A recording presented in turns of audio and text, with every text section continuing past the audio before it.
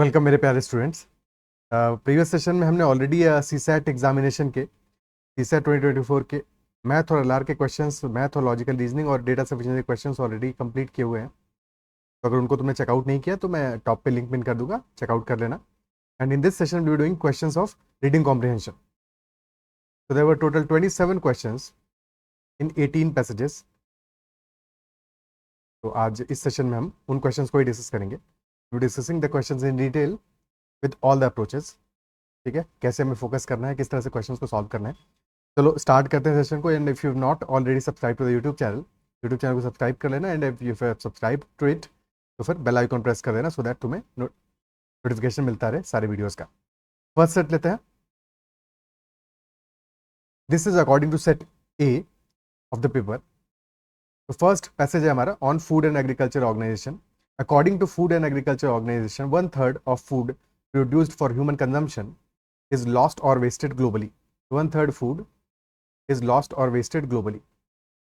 That is fit produced for human consumption. Food is lost or wasted throughout the supply chain, from initial agriculture production to final household consumption. Increasing wastage also results in, जो wastage है किसमें और result कर रहा है, also results in land degradation by about 45%, mainly due to deforestation, unsustainable agriculture practices and excessive ground water extraction. ये सारी की सारी चीज़ें एक ह्यूमन कर रहे हैं, है कि नहीं। Land degradation, deforestation, unsustainable agriculture practices and excessive ground water extraction. और ये सब क्यों हो रहा है? Because excessive food wastage. The energy spent over wasted food results in about 3.5 billion tons of CO2 production every year. Why? Because 1/3 of the food is wasted. And decay also leads to harmful emission of other gases in the atmosphere. Addressing the loss and wastage of food in all forms is critical to complete the cycle of food sufficiency and food sustainability. So this is the passage. Okay, question हमारा है question 1. Which of the following statement best reflects the most logical and rational inference that can be made from the passage? Inference basically means conclusion. क्या conclusion draw कर सकते हैं from the passage? First statement, the current methods of food distribution are solely responsible for the loss and wastage of food. Problem यहाँ पे क्या है? solely responsible, only responsible. There might be other reasons as well. ठीक है, passage क्या कर रहा है कि एग्रीकल्चर प्रोडक्शन से लेकर कंजम्पशन तक throughout the supply chain food is lost और वेस्टेड। ठीक है, but there might be other reasons possible as well. तो फर्स्ट स्टेटमेंट हमारा इनकरेक्ट हो जाएगा because of this extreme word solely. Extreme words जहां पे भी होंगे तो हमें अवॉइड करना है ऐसे ऑप्शंस को जनरली, अनलेस की स्पेसिफिकली मेंशन कर रहा है हमारा पैसेज उसके बारे में। Second statement, land productivity is adversely affected by the prevailing trend of food loss and wastage. That is clearly mentioned here, land degradation by about 45%. तो second statement सीधे सीधे mentioned है, correct है। Third, reduction in the loss and wastage of food results in lesser carbon footprint. ठीक है, तो अगर हमारा क्लियरली ये कह रहा है energy spent over wasted food results in about 3.5 billion tons of CO2 production. तो डेफिनेटली अगर एनर्जी वेस्टेज कम, फूड वेस्टेज कम होगा तो रिडक्शन होगा लॉस ऑफ वेस्टेज में और डेफिनेटली उससे हमारा कार्बन फुटप्रिंट कम हो जाएगा। सो थर्ड स्टेटमेंट भी करेक्ट है। वैसे भी जैसे ही तुम्हारा फर्स्ट स्टेटमेंट करेक्ट हो जाता है तो ऑप्शंस में देखोगे तो सिर्फ एक ही ऑप्शन हमारा बचता है, ऑप्शन बी, क्योंकि बाकी सब में ऑप्शन फर्स्ट स्टेटमेंट दिया है तो ऑप्शन बी हमारा वैसे ही आंसर हो जाएगा, बट बाकी ऑप्शंस को ही फिर भी चेक कर रहे हैं। ठीक है, फोर्थ कह रहा है हमारा post harvest technologies to prevent और reduce the loss and wastage of food are not available. क्या इसके बारे में पैसेज में कहीं पे भी मेंशन्ड है? This is absolutely out of context. Passage कहीं पे भी इसकी बात ही नहीं कर रहा है। This is not mentioned, anywhere wrong है। क्लियर? फर्स्ट क्वेश्चन का option B is the answer. Okay, next question देखते हैं। Question number 2, based on the above passage the following assumptions have been made. ठीक है, assumption क्या है? Basically जिस पे बिल्ट है हमारा, जिस पे हमारा पैसेज बिल्ट है। ऐसा assumption is like a foundation. जैसे बिल्डिंग का फाउंडेशन होता है वैसे assumption हमारा क्या है? फाउंडेशन है इस पैसेज का। ठीक है, तो if assumption is true the passage is true. Okay, first assumption कह रहा है the food distribution mechanism needs to be reimagined and made effective to reduce the loss and wastage of food. That is correct, because ये पूरा passage लिखा ही क्यों गया है? Intent क्या है इस पैसेज का कि ultimately addressing the loss and wastage of food in all forms is critical to complete the cycle of food sufficiency and food sustainability. तो हमें एड्रेस करना है इस लॉस और वेस्टेज ऑफ फूड को, और पूरा जो हमारा फूड डिस्ट्रीब्यूशन मैकेनिज्म है through out the supply chain food is lost और वेस्टेड, तो इसको हमें रीइमेजिन करना पड़ेगा, इफेक्टिव बनाना पड़ेगा सो दैट हमारा रिडक्शन हो लॉस और वेस्टेज ऑफ फूड में। तो first is absolutely correct. Second कह रहा है ensuring the reduction of wastage and loss of food is a social and moral responsibility of all citizens. So throughout the passage is talking about the wastage of food, ठीक है, due to human intervention. किस तरह से land degradation हो रहा है, deforestation हो रहा है, अनसस्टेनेबल प्रैक्टिसेस हैं, excessive ground water extraction, and this is critical to complete the cycle of food sufficiency and food sustainability. So yes, there is a social and moral responsibility as well, ठीक है। This is also a solid foundation, ये भी जरूरी है, क्योंकि अगर इसको negate कर दोगे कि ऐसा नहीं, ऐसा कोई जरूरी नहीं है, this is not a social and moral responsibility, ensure करना कोई जरूरी नहीं है, होने तो reduction food and wastage loss, तो ये जो हमारा जो पैसेज है वो निगेट होता है। पैसेज का क्रक्स क्या है, पैसेज क्या चाहता है, पैसेज यही तो चाहता है कि अल्टीमेटली फूड वेस्टेज मिनिमाइज हो। और कैसे मिनिमाइज होगा, अल्टीमेटली ह्यूमन इंटरवेंशन से मिनिमाइज होगा, क्योंकि जितना हम वेस्ट कर रहे हैं वो हमें ही अल्टीमेटली वेस्ट होने से बचाना है। तो ये जो सेकंड वाला एजम्पशन है, that is also implicit intent है ऑथर का, तो डेफिनेटली दोनों ही करेक्ट है, ऑप्शन सी आंसर आ जाएगा। क्लियर, ठीक है। हालांकि सेकंड में थोड़ा सा कंफ्यूजन रहेगा, ठीक है, डाउट हो रहा होगा, कई सारे लोगों ने सेकंड को मार्क नहीं किया होगा, but second is also correct in this regard. Next passage, next is on economy. As inflation rises, even governments previously committed to budget discipline are spending freely to help households.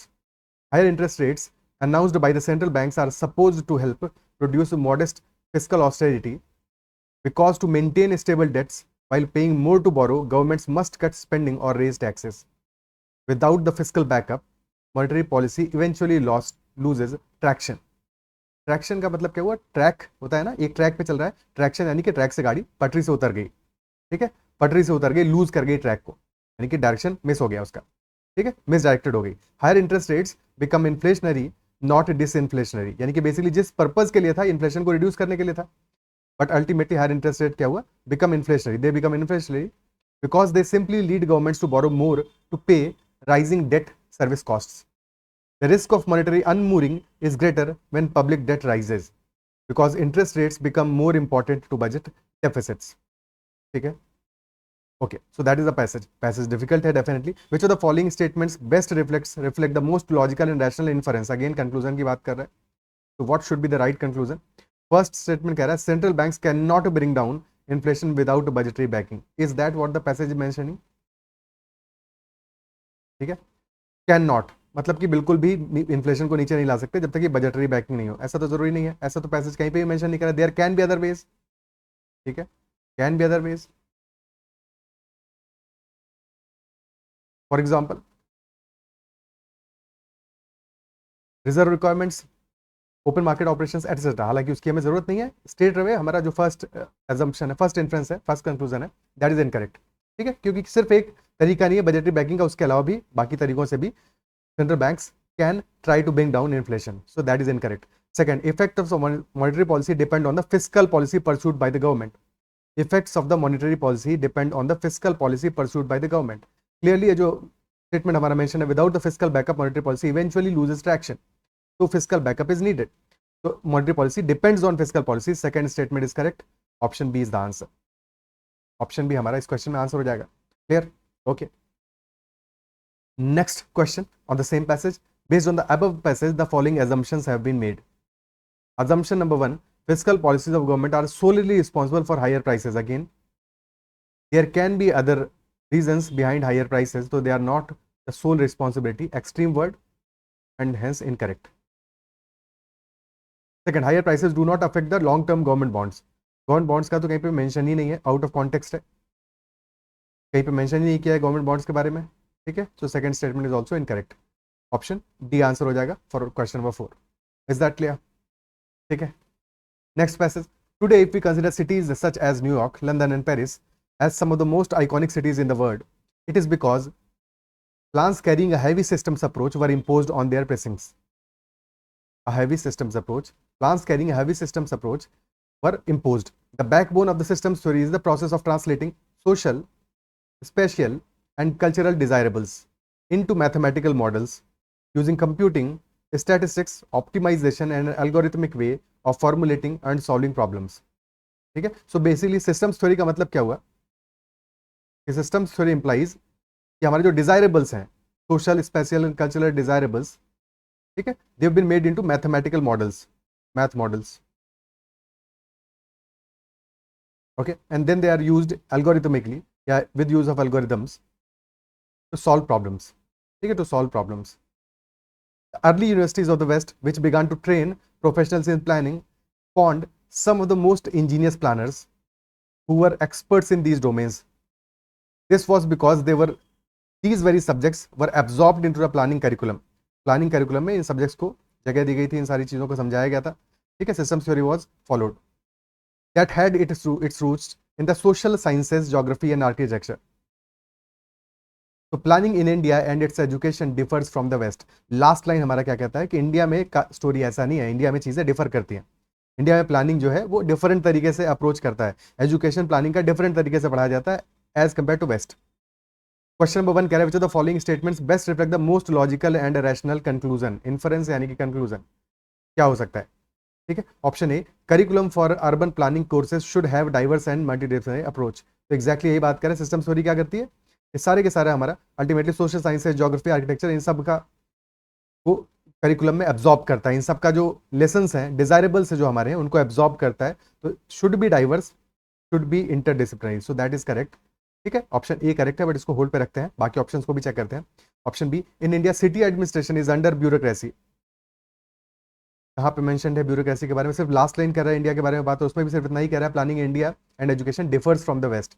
तो ये तो बिल्कुल भी mention ही नहीं है, तो conclusion कैसे हो सकता है, ठीक है. Which lacks formal training urban planning and management, ठीक है. अंडर ब्यूरोक्रेसी है, नहीं है, या क्या रीजन है उसके बारे में मेंशन नहीं किया है, बस ये कहा है कि डिफरेंट है, वैसा नहीं है जैसे कि वेस्ट में है. ऑप्शन बी इनकरेक्ट है. Option C, in India the management of urban areas is a local affair with a chronic problem of insufficient funds. Again funds के बारे में भी कोई इशू रेज नहीं किया गया. This is also out of context, not correct. Option D, with high density of population and widespread poverty in our urban areas, plan development in them is very difficult. Again, passage कहीं पे भी इन सब बातों का mention नहीं करता है कि हाई डेंसिटी ऑफ पॉपुलेशन है, वाइड स्प्रेड पॉवर्टी है, ये प्रॉब्लम है. तो ये भी इनकरेक्ट है. Option A is absolutely correct answer, क्योंकि बाकी सारे के सारे इन कॉन्टेक्चुअल हैं, कॉन्टेक्स्ट ही नहीं है. पैसेज उनके बारे में कहीं तक डिस्कस नहीं कर रहा, तो पैसेज का लॉजिकल और इन्फरेंस ये नहीं होगा, ठीक है. इवन इफ ये स्टेटमेंट अदरवाइज ट्रू हो, बट क्योंकि पैसेज इनके बारे में बात नहीं करता, इसलिए पैसेज का इन्फरेंस ये नहीं निकाल सकते हम. Next, based on the above passage the following assumptions have been made. First कह रहा है India needs a new generation of urban professionals with knowledge relevant to modern urban practice. फिलहाल इसको होल्ड पे रखते हैं. Second, Indian universities at present have no capacity और potential to impart training in systems approach. यहाँ पे क्या बात कर रहा है कि प्लानिंग इंडिया में डिफरेंट है, एजुकेशन इंडिया में डिफरेंट है फ्रॉम द वेस्ट, बट ये कहीं पे भी नहीं कह रहा कि Indian universities at present have no capacity और potential. We do not know capacity या पोटेंशियल है कि नहीं है to impart training in systems approach. We do not know, don't know. जो पता नहीं है उसके बारे में कंक्लूजन नहीं ड्रॉ कर सकते, वो अजम्पशन नहीं हो सकता है, ठीक है. Okay, maybe there are other reasons or something. First कह रहा है India needs a new generation of urban professionals. ये देखने में सही लग रहा है, with knowledge relevant to modern urban practice. But problem क्या है, हमें क्या चाहिए इंडिया में, रिक्वायरमेंट क्या है.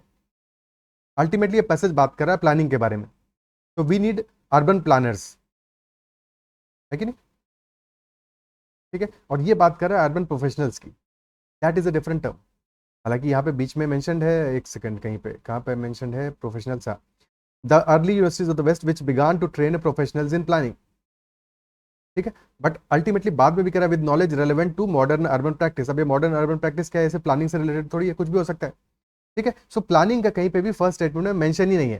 फर्स्ट स्टेटमेंट बात कर रहा है अर्बन प्रोफेशनल चाहिए, नया जनरेशन चाहिए, बट वो प्लानिंग है के रिस्पेक्ट में है या किस रिस्पेक्ट में है ये मेंशन नहीं कर रहा है, ठीक है. बहुत ही जनरलाइज्ड स्टेटमेंट है, स्पेसिफिक नहीं है, स्पेसिफिक नहीं है. ये यहाँ पे हमें एग्जैक्टली प्लानर्स मेंशनड होता या फिर अर्बन प्रैक्टिस में लास्ट में मॉडर्न अर्बन प्लानिंग मेंशनड होता, तो हमारा स्टेटमेंट करेक्ट हो जाता है. बट कहीं पे भी प्लानर्स के बारे में मेंशन नहीं किया हुआ है, that is why this is incorrect, this is not correct, ठीक है. क्योंकि ये बहुत ही जनरल स्टेटमेंट है, ये बात प्लानिंग की कर ही नहीं रहा है. तो ऑप्शन डी आंसर आ जाएगा. क्या ये बात समझ पा रहे हो? अगर प्लानिंग के बारे में डिस्कस किया होता है, एक जगह प्लानिंग वर्ड यूज किया होता तो डेफिनेटली करेक्ट होता है, because ultimately India needs a new generation. Similarly इसीलिए पूरा का पूरा पैसेज है कॉन्टेक्चुअल, बट अल्टीमेटली प्लानर्स का मेंशन होता तब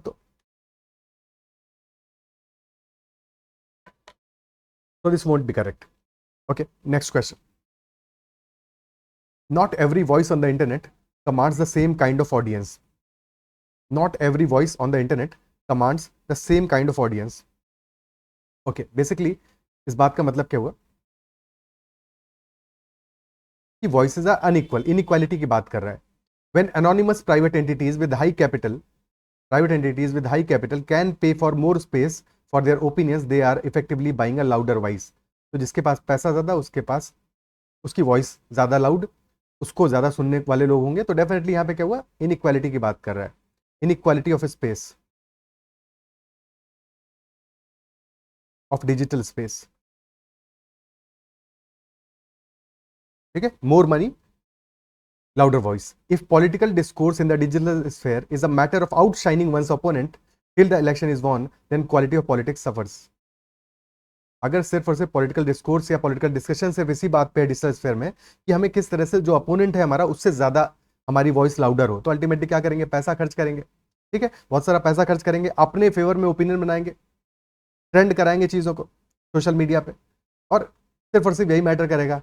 हमें एक्चुअल में कोई मतलब नहीं है कि रियलिटी में पॉलिटिक्स कैसा होना चाहिए हमें, यानी कि जो भी पॉलिटिकल पार्टीज है उनका ही पर्पज यही हो जाएगा कि डिजिटली हमें चीज़ों को ट्रेंड कराना है अपने फेवर में, पैसा लगाना है उसके लिए, ताकि अपनी वॉइस लाउडर हो, जो ज़्यादा पैसा लगाएगा उसकी वॉइस ज़्यादा लाउडर होगी, उसके व्यूज़ ज़्यादा आएंगे, isn't it so? But ultimately उसमें जो पॉलिटिक्स है उसका क्वालिटी सफ़र करेगा। कौन सफ़र करेगा? उसमें जो जनता है वो सफ़र करेगी, बिकॉज जो उसके इश्यूज है वो डिस्कस नहीं होंगे, वो इश्यूज डिस्कस होंगे जिन पे की पॉपुलैरिटी ज़्यादा होगा, जिन पे वॉइसेस उठा के आप ज़्यादा ट्रैक्शन गेन कर सकते हो। The focus of social media is restricted to the promotion of content that generates, exactly वही बात लिखा है, more user engagement regardless of how inflammatory the content may be. Content inflammatory होगा चलेगा, बट अगर ज़्यादा यूजर एंगेजमेंट दे रहा है तो वही कंटेंट चलाया जाएगा, बिकॉज इन्फ्लेमेटरी कंटेंट है इसलिए वो ज़्यादा यूजर एंगेजमेंट दे रहा है कई बार, इजंट इट सो? तो उसकी वजह से जो पॉलिटिक्स है, क्वालिटी ऑफ पॉलिटिक्स है, वो डेफिनेटली सफर करेगा। This is what the passage is about. Inequality of digital space, quality of politics, ठीक है, लाउडर वॉइस उसके पास जिसके पास पैसा ज़्यादा, और user engagement is more important than the content, than the relevance of content, than the importance of content. First statement कह रहा है which of one of the following statement best reflect the central idea of the passage. Crux क्या है, central idea क्या है? तो central idea क्या होगा यहाँ पे, जो कि पूरा डिस्कशन जो हमारा पैसेज में हुआ है उसके बारे में बात कर रहा हूँ, ठीक है, उसके बारे में बात करो, पैसेज के साथ में अलाइंड हो। Option A, constructed as a market place of views, social media ensures instant access to information. Now this might be correct, but ultimately क्या है, ये क्या पैसेज का सेंट्रल आइडिया है कि social media ensures instant access to information? No, this is not the central idea. Central idea कि inequality of digital space, unequal voices है, सबको सेम वॉइस नहीं मिला हुआ है, ठीक है। Option B, social media are not ideal, not moral institutions, but the products built by companies to make profits. Yes, this seems apt. Option C, social media have been created to strengthen democracies. कहीं पे भी ये बात नहीं mention है, इसका उल्टा mention है कि क्वालिटी ऑफ पॉलिटिक्स सफर करता है, ठीक है। In today's world social media are inevitable for well informed. Again inevitable है नहीं है, इसके बारे में डिस्कशन नहीं, डिस्कशन किसके बारे में है? ऑप्शन बी के बारे में। ये social media are not ideal और मोरल, अनइक्वल स्पेस देते हैं, because they are products built by companies to make profits. उनका पर्पज क्या है? प्रॉफिट बनाना। जिस काम से पैसा आएगा वो काम करेंगे, भले ही कितना इन्फॉर्मेटरी स्टेटमेंट्स हो, चल रहे हो, चलने दो उनको, क्योंकि ट्रेंड कर रहे हैं, वो पॉपुलर हो रहे हैं। क्वालिटी ऑफ पॉलिटिक्स सफर करता है, सफर करने दो। Next question, based on the above passage the following assumptions have been made. First assumption, internet is not inclusive enough. Absolutely correct है, बिकॉज अगर इंक्लूसिव तब होता जबकि सबकी वॉइसेज इक्वल होती, सबको मौका मिलता, बट वैसा नहीं है। मौका उसको ज्यादा मिलेगा जिसके पास कैपिटल ज्यादा है, तो definitely not inclusive, first correct है। Second, internet can adversely affect the quality of politics. बात तो साफ साफ ही लिखी हुई है, क्वालिटी ऑफ पॉलिटिक्स सफर्स, तो सेकंड भी करेक्ट है, दोनों ही करेक्ट है, ऑप्शन सी आंसर आ जाएगा without a doubt. Okay, clear है। Next question, by the time children reach class 8 the bulk of them tend to be in the as range of 13 years to 15 years, but in our country about a quarter of all children in class 8, यानी कि 25% almost children in class 8 struggle with reading simple texts, and more than half are still unable to do basic arithmetic operations like division.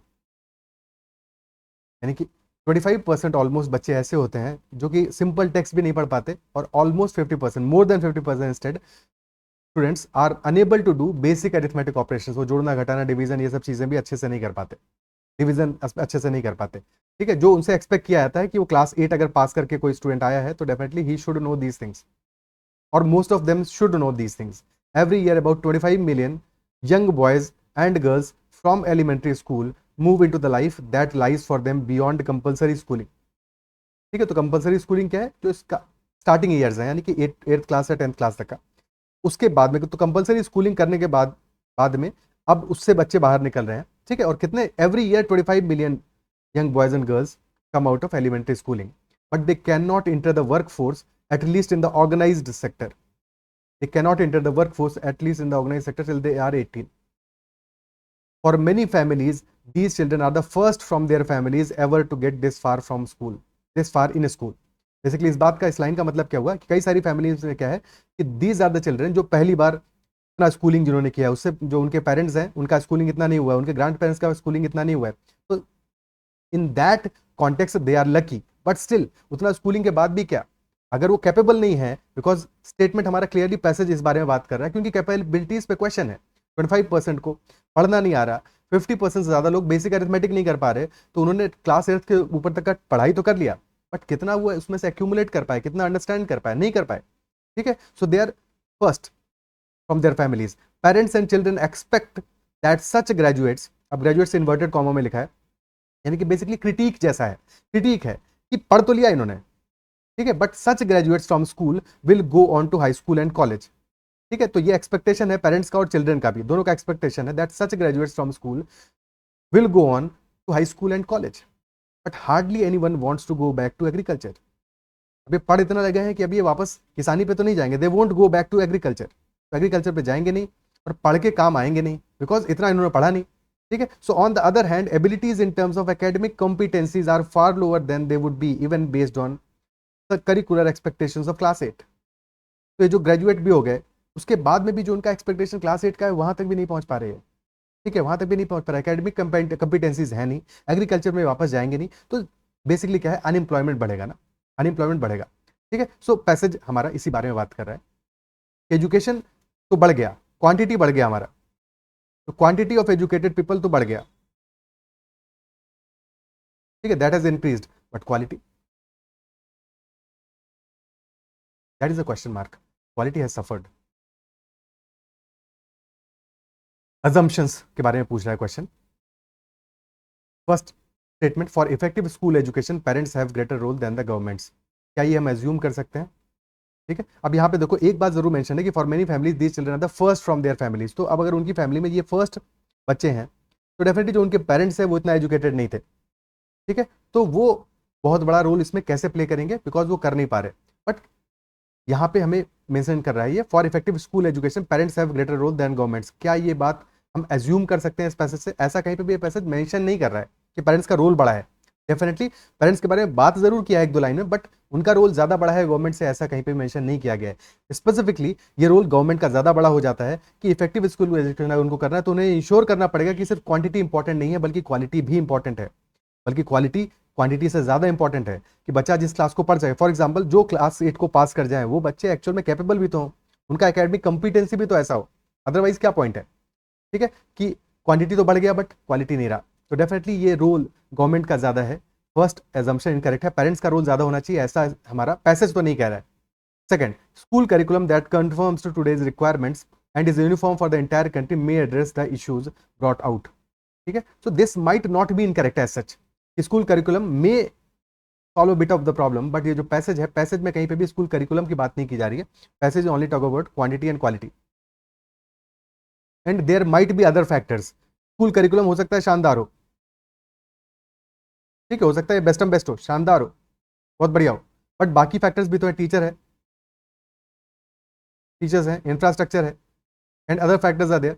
ठीक है, so there might be some other reasons जो कि अगर school curriculum सुधरने के बाद भी नहीं सुधरेंगे तो काम कैसे चलेगा, तो डेफिनेटली सेकंड के बारे में बात नहीं हो रहा है, सेकंड भी इनकरेक्ट है एजम्पशन, ऑप्शन डी आंसर आ जाएगा इस क्वेश्चन में, दोनों ही एजम्पशन हमारे इनकरेक्ट है। ठीक है, बिकॉज स्कूल करिकुलम का भी कहीं पे मेंशन नहीं किया गया है, और पेरेंट्स का रोल ग्रेटर होना चाहिए गवर्नमेंट से, ये भी कहीं पे पैसेज मेंशन नहीं करता है, या पैसेज के लिए ये दोनों चीजें इंपॉर्टेंट नहीं है। ठीक है, पैसेज इनके बारे में बात नहीं करता, ये पैसेज का एजम्पशन होना चाहिए, फाउंडेशन होना चाहिए, ऐसा जरूरी नहीं है। Okay, next question, Which one of the following statements best reflects the central idea, crux क्या है, conveyed by the passage? Option A, total eradication of poverty in the country will resolve the issue. अब poverty का तो कहीं पे passage में बात ही नहीं किया गया, तो this is out of context. Correct है, इनकरेक्ट है। Monetary incentives to parents and teachers is a strategy to improve the children's academic performance. Monetary incentive की कहाँ बात करता है पैसेज?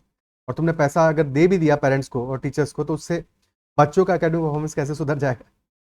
क्या कनेक्शन है दोनों चीजों का? कोई कनेक्शन नहीं है, तो ये भी रॉन्ग है absolutely. Option C, public policy should ensure that competencies and achievements of young people are aligned with their expectations. ठीक है, यानी कि जो उनकी एक्सपेक्टेशन है, एब्सोल्युटली दे विल एक्सपेक्ट कि अब ग्रेजुएट हो गए हैं तो इसके बाद में हमको जॉब मिलना चाहिए, चीजें होनी चाहिए। ठीक है, हमारे लिए सब कुछ फ्लावरी होना चाहिए, बट ये साथ में ये भी होना चाहिए पब्लिक पॉलिसी को ये भी इंश्योर करना चाहिए कि अगर वो ग्रेजुएट हो गए हैं तो उनकी कंपिटेंसीज भी उस तरह की होनी चाहिए, क्योंकि तभी वो जो अचीवमेंट करना चाहते हैं, वो जो उनकी एक्सपेक्टेशन है, तभी वो फुलफिल हो पाएंगी। तो ये सारी चीज़ें अलाइंड होंगी तभी काम चलेगा। तो this is correct, this is correct, this makes absolute sense according to the passage. Option D, India is not going to take advantage of the demographic dividend unless some school pass outs go back to agriculture. ये तो कहीं पे भी ये passage बात नहीं करता। Passage ये जरूर कह रहा है कि hardly anyone wants to go back to agriculture, but ये एग्रीकल्चर के बारे में पैसेज नहीं है, पैसेज है क्वालिटी ऑफ एजुकेशन के बारे में। ठीक है, और डेमोग्राफिक डिविडेंड का भी कहीं पे कोई ऐसा जिक्र नहीं है। ऑप्शन डी इनकरेक्ट है, option C is the correct answer. क्या बात समझ पा रहे हो? ठीक है, ऑप्शन सी हमारा will be the correct answer. Next passage, we take it for granted now that science has a social responsibility. ठीक है, अब तो हम ये मान के चलते हैं कि science has a social responsibility, but ऐसा हमेशा से थोड़ी था, हमेशा से ऐसा नहीं था, इजंट इट सो? ठीक है, so the idea would not have occurred to Newton और Galileo. They thought of science as an account of the world as it is, and the only responsibility that they acknowledged was to tell the truth. The idea that science is a social enterprise is modern, and it begins at the Industrial Revolution. So this is a modern idea that science is a social enterprise, and it begins at the Industrial Revolution. We are surprised that we cannot trace a social sense further back, because we nurse the illusion that the Industrial Revolution ended a golden age. Okay. So which one of the following statements best reflects the thinking of the author about the science? Author की thinking क्या है science के बारे में? Author ये सोच रहा है कि we take it for granted now that science has a social responsibility, but ऐसा कब नहीं था? ऐसा न्यूटन और गैलीलियो के टाइम पे नहीं था। ठीक है, they thought of science as an account of the world as it is. तो पास्ट में ऐसा था। ठीक है, but it is the only responsibility that they acknowledge was to tell the truth. उनके अकॉर्डिंग साइंस का सिर्फ और सिर्फ रिस्पॉन्सिबिलिटी क्या था? To tell the truth, to tell the world as it is. Science social enterprise है, that is a modern thought and only begins after industrial revolution. That is what the passage is talking about.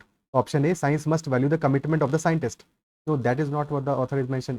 क्योंकि scientist तो कह रहे थे as it is हो, Newton Galileo तो ये कह रहे थे, बट ऑथर ऐसा नहीं मानता। ठीक है, ऑथर तो कह रहा है कि science has a moral responsibility, but ये चीज रिकॉग्नाइज नहीं की जाती न्यूटन गैलीलियो के टाइम पे। तो option A is not correct. Option B, science is a product of civilised society and must be used for the promotion of scientific awareness. ठीक है, product of civilised society, again क्या ये बात mentioned है? It should be used for promotion of scientific awareness. No, this is not mentioned. This is not correct. Industrial revolution was made possible by the advancement of science. Yes, that is correct. ठीक है, that is correct. But passage क्या इसके बारे में है? passage क्या इसके बारे में? Definitely not. Option D, science must pursue truth, but be responsible for social welfare. ये पैसेज का जो होलिस्टिक थॉट है पूरे के बारे में बात करता है कि साइंस मस्ट परस्यू ट्रूथ, जो कि साइंटिस्ट चाहते हैं, but it should also be responsible for social welfare. Both things should be aligned. तो option D is the correct answer. Option C correct है, बट ये ऑथर का थिंकिंग साइंस के बारे में नहीं है, तो कंप्लीट थिंकिंग ऑथर का है ऑप्शन नंबर डी। तो that is why option C is also incorrect. Okay, next question, the history of the science is the real history of mankind. History of science is the real history of mankind. In this striking epigram, epigram क्या हुआ? Basically epigram is a phrase. ठीक है, एक phrase है जिसमें कि a 19th century writer links science with its background. Like most epigrams, its power lies in emphasizing the contrast. By contrast, तो epigram क्या करते हैं? They emphasize by contrast an aspect of truth which may be easily overlooked. और contrast से ये चीज emphasize करते हैं। The history of science is the real history of mankind. ठीक है, तो मतलब क्या हुआ इस बात का, जो पैसेज में आगे elaborate किया होगा? In this case, it is easy to overlook the relation between science and mankind, and to treat the former as some abstract third party. यानी साइंस कोई abstract थर्ड पार्टी है, but in actuality which can sometimes. ठीक है, तो third party की तरह जिसको भी ट्रीट किया जाए। एक्चुअल में क्या है? साइंस को किसने इन्वेंट किया? मैनकाइंड ने तो इन्वेंट किया। ठीक है, और फिर ultimately history of science is the real history of Mankind. फिर साइंस ने मैनकाइंड को बेनिफिट किया, या जो भी बेनिफिट हुआ, लॉस हुआ, प्रोज है, कॉन्स है। ठीक है, बट अल्टीमेटली ये दोनों चीजें तो मैनकाइंड का ही तो इन्वेंशन है साइंस। बट क्वेश्चन के आगे बात करें, to treat the former as some abstract third party, यानी कि कोई साइंस जैसे थर्ड पार्टी है। ठीक है, कि मैनकाइंड का उससे रिलेशन नहीं था, मैनकाइंड ने जाना साइंस को और उसके बाद में चीजें साइंस ने बदलना शुरू किया, which can sometimes be praised for its beneficial influences. तो प्रेज करोगे उसको किस लिए? For beneficial influences, and frequently and conveniently blamed for the horrors of war. Praise करोगे for its benefits and blame करोगे for the horrors of war. But दोनों चीजों के पीछे रिस्पॉन्सिबल कौन है? मैनकाइंड है। मैनकाइंड का यूज है साइंस का, कि how you are using the science.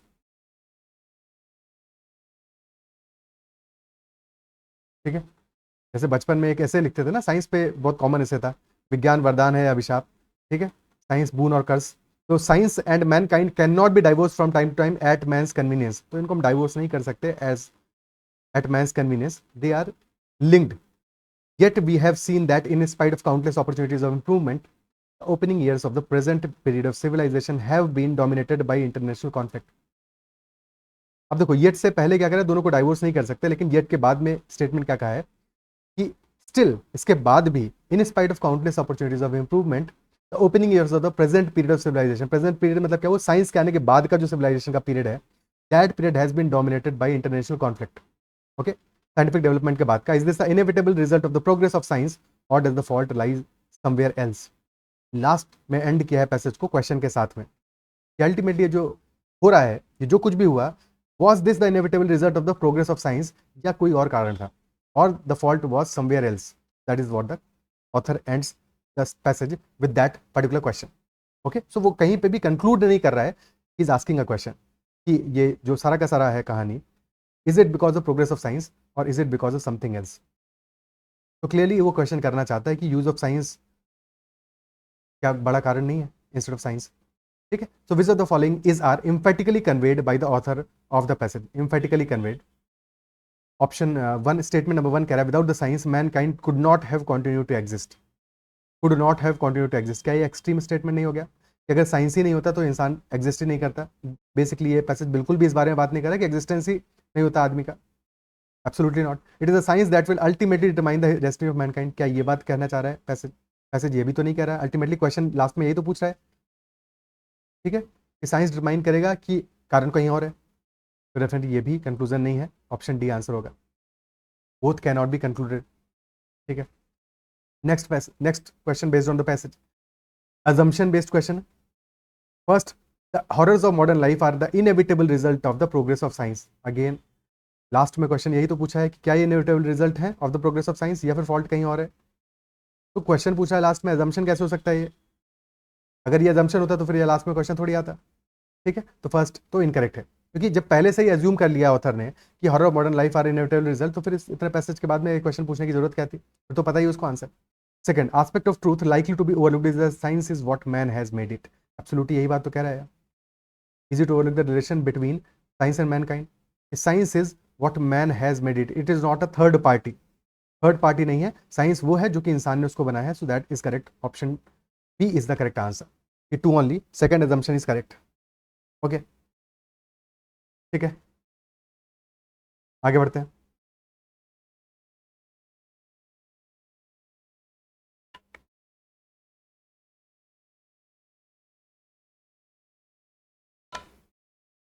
Next passage saying only with long experience and opening of his wares, wares यानी कि आइटम्स, सामान। ठीक है, only with long experience and opening of his wares on many a beach where his language is not spoken will the merchant come to know the worth of what he carries. जो भी सामान एक merchant carry कर रहा है, ठीक है, वो कई सारे बीच पे गया वहाँ, और ऐसे बीचेस पे गया जहाँ पे कि उसकी लैंग्वेज बोली नहीं जाती, यानी कि लैंग्वेज समझने वाला कोई नहीं है। तो अगर कोई लैंग्वेज नहीं समझ रहा है और वो सामान कैरी कर रहा है, तो जब अपना वो बकेट ओपन करता है, अपना वो बॉक्स ओपन करता है अपना, ठीक है, सामान ओपन करता है उनके सामने, जिनको कि उसकी लैंग्वेज नहीं पता है, स्टिल अगर वो वैल्यू करते हैं उस सामान को, तो definitely there is a worth to what he is carrying. अब उस सामान की वर्थ है, जो उसकी लैंग्वेज समझते हैं वो लैंग्वेज से भी इन्फ्लुएंस हो जाएंगे। ठीक है, इजंट इट सो? तो अल्टीमेटली, लेकिन ये बात जो कर रहा है, ये सामान के बारे में बात नहीं है, मर्चेंट के बारे में बात नहीं है, वही आगे कह रहा है, and what is parochial and what is universal in his choice. ठीक है, तो मर्चेंट जो है क्या है एक्चुअल में, बेसिकली ट्रैवलर के बारे में बात कर रहा है, ट्रैवलर को मर्चेंट की तरह लिखा हुआ है। और वेयर क्या है? वेयर जो चीज़ें वो कैरी कर रहा है अपने साथ में, क्या कैरी कर रहा है? वो वैल्यूज कैरी कर रहा है। ठीक है ना, इजंट इट सो? तो वही बात कर रहा है, what is parochial and what is universal. Parochial क्या है? Parochial is something in narrow sense and universal which is applicable everywhere. ठीक है, parochial is very limited, narrow sense में या लिमिटेड सेंस में, ओके, लोकल सेंस में कह दो एक तरह से। तो पैरोकियल यानी कि लोकल, यूनिवर्सल यानी कि एप्लीकेबल एवरीवेयर। ठीक है, ओके। तो such delicate goods as justice, तो गुड्स के बारे में बात आ गई, these are the goods that he is carrying. तो goods such as justice, love, honour, courtesy and indeed all the things we care for are valid everywhere. So love, justice, honor and courtesy, these are valued everywhere. ठीक है, but they are variously molded. And often differently handled. But in सबको क्या है, moulding अलग अलग तरह से हो सकता है, मोल्ड अलग तरीके का हो सकता है, हैंडलिंग अलग तरीके का हो सकता है, लव दिखाने का तरीका अलग हो सकता है, जस्टिस का तरीका अलग हो सकता है, ऑनर करने का तरीका अलग हो सकता है, कर्टसी का तरीका अलग हो सकता है। हर अलग अलग कॉन्टेक्स्ट में, अलग अलग जगहों पे, अलग अलग नेशनैलिटीज में जो कर्टसी का तरीका है वो डिफरेंट होगा। इजंट इट सो कि कर्टसी के लिए फॉर एग्जांपल इंडिया में नमस्ते करोगे, किसी और में कहीं और जगह पे हैंडशेक करोगे, बहुत सारे तरीके हो सकते हैं। सिमिलरली ऑनर का भी तरीका एक डिफरेंट हो सकता है। ठीक है, इंडिया में आप किसी को ऑनर करने के लिए अलग तरह से करोगे, किसी और कल्चर में अलग तरह से करोगे, तो कल्चरल डिफरेंसेस होंगे। बट कल्चरल डिफरेंसेस होने के बाद भी वो जो यूनिवर्सल वैल्यूज है वो तो सेम रहेंगी। यूनिवर्सल वैल्यूज जो हमारी हैं, जस्टिस की, लव की, ऑनर की, कर्टसी की, ये तो सेम रहेंगी हर जगह। Isn't it so? तो यही क्वेश्चन बात कर रहा है, ये पैसेज बात कर रहा है। And sometimes nearly unrecognisable if you meet them in a foreign land. कई बार पता भी नहीं लगा पाओगे इनके बारे में, इतना अलग रहेगा, इतना अलग लग रहा होगा। And the art of learning fundamental common values is perhaps the greatest gain of travel to those who wish to live at ease among their fellows. Art of learning fundamental common values, that is perhaps the greatest gain of travel to those who wish to live at ease among their fellows. So that is the greatest gain, learning of fundamental common values। अगर travel कर रहे हैं जो लोग तो उनका benefit है सबसे बड़ा। When we meet other people, question देखते हैं, when we meet other people while we travel, we learn to differentiate between what? Option see clearly answer है यहाँ पे, कुछ भी और डाउट की बात ही नहीं है। ए भी एब्सोल्युटली इनकरेक्ट है, बी भी करेक्ट इनकरेक्ट है और डी भी इनकरेक्ट है। Local values and universal values, parochial and universal. Okay, second statement, with reference to the above passage the following assumptions have been made। First, travel leads to an understanding of humans. Now this is a tricky question, ये वाला question थोड़ा सा फंसाने वाला है। ठीक है, travel leads to an understanding of humans, as such ये पैसेज क्या बात कर रहा है, ट्रैवल के बारे में बात कर रहा है। बट बात कर रहा है ट्रैवल से हमें क्या पता चलता है, we learn to know parochial values यानी कि local values and universal values का जो डिफरेंस है वो हमें पता चलता है। एज सच हमें वैल्यूज के बारे में पता चल रहा है, ह्यूमंस के बारे में तो नहीं पता चल रहा है। तो अंडरस्टैंडिंग ऑफ वैल्यूज हो रहा है। ठीक है, बट इसको होल्ड पे रखते हैं। सेकंड कह रहा है travel helps those who wish to learn fundamental common values. ये बात तो साफ साफ ही लिखी हुई है, art of learning fundamental common values is perhaps the greatest gain of travel. तो सेकंड तो करेक्ट है, कोई डाउट नहीं इसमें। ठीक है, और अगर सेकंड करेक्ट हो जाता है तो फिर इसके बाद में ये तो पक्का है कि सी आंसर नहीं है, बाकी ए बी और डी में से आंसर होगा। थर्ड कह रहा है a person with long experience in travel. ठीक है, a person with long experience in travel can resolve differences amongst people. तो डिफरेंसेस कब कोई रिजॉल्व कर पाएगा, जबकि उसको अंडरस्टैंडिंग ऑफ ह्यूमंस हो, तब तो कर पाएगा रिजॉल्व। समझेगा नहीं लोगों को तो उनके बीच के डिफरेंसेस को कैसे रिजॉल्व कर पाएगा। हाँ, वैल्यूज का डिफरेंस भी हो सकता है। ठीक है, अगर दो लोगों के बीच में डिफरेंस है तो डिफरेंस क्या हो सकता है, डिफरेंस किसी लोकल कॉन्टेक्चुअल भी हो सकता है और वैल्यूज का डिफरेंस भी हो सकता है। ठीक है, सो कैन रिजॉल्व लिख रहा है तो पॉसिबल है क्या रिजॉल्व करना, क्या a person with long experience of travel can resolve the differences, क्या ये चीज हम कंक्लूड कर सकते हैं, क्या ये अजम्पशन बना सकते हैं इस पैसेज के बेसिस पे। ठीक है, क्या ऐसा अजम्पशन हो सकता है, he can resolve differences. Last में हमसे क्योंकि लिख रहा है ना, greatest gain of travel to those who wish to live at ease among their fellows. तो अपने साथ के लोगों के बीच में आसानी से आराम से रह सकता है। क्यों रह सकता है आराम से, because now he has understood values.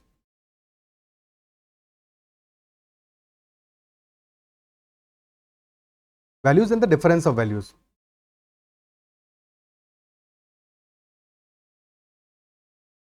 ठीक है, बिकॉज क्यों उसको पता है, बिकॉज उसने वाइडर कॉन्टेक्स्ट में चीजों को देख लिया है। ऐसा एक बहुत सिंपल सा एग्जांपल ये है कि फॉर एग्जांपल एक पर्सन इधर पे खड़ा हुआ है। ठीक है, अब वो देख रहा है, हमने यहाँ पे एक लेटर बनाया हुआ है, उसको क्या दिख रहा है, जो पर्सन ये इधर से देखे उसको क्या दिख रहा है, 9 दिख रहा है। 9 दिख रहा है इसको, ये बोल रहा है कि 9 है। एक पर्सन इधर खड़ा हुआ है, अब वो इधर से देख रहा है, उसको क्या दिखेगा, उसको 6 दिख रहा है।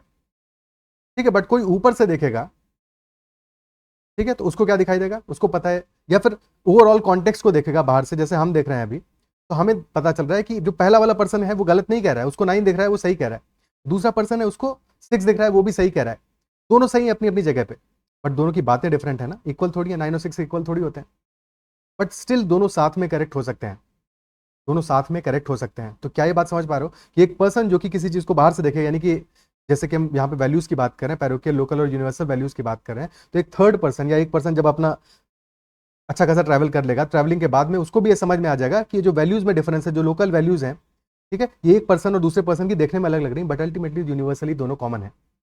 कर्टसी का तरीका है, दोनों का डिफरेंट है, बट अल्टीमेटली दोनों चीजें कॉमन है। तो जो डिफरेंसेस हैं, उन डिफरेंसेस को समझ पाएगा तो शायद रिजॉल्व भी कर पाए।